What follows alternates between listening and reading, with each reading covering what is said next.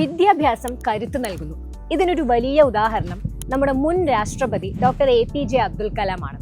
തമിഴ്നാട്ടിലെ ഒരു ചെറിയ ഗ്രാമത്തിൽ നിന്നും രാഷ്ട്രപതി ഭവനിലേക്ക് അദ്ദേഹത്തെ എത്തിച്ചത് ഇതേ വിദ്യാഭ്യാസം തന്നെയാണ്.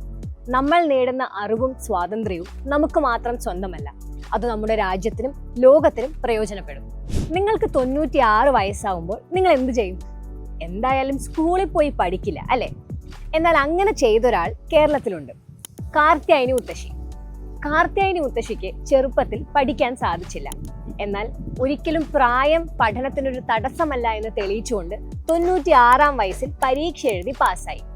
ജീവിതത്തിൽ ഒരുപാട് ബുദ്ധിമുട്ടുകൾ കാരണം പഠിക്കാൻ സാധിക്കാതെ പോയ ഒരുപാട് പേരുണ്ട്. അവർക്ക് വിദ്യാഭ്യാസം ഒരു ഭാഗ്യമായി മാറി. എന്നാൽ ഇന്ന് അങ്ങനെയല്ല. വിദ്യാഭ്യാസം എല്ലാവർക്കും കിട്ടേണ്ട ഒരു അവകാശമാണ്.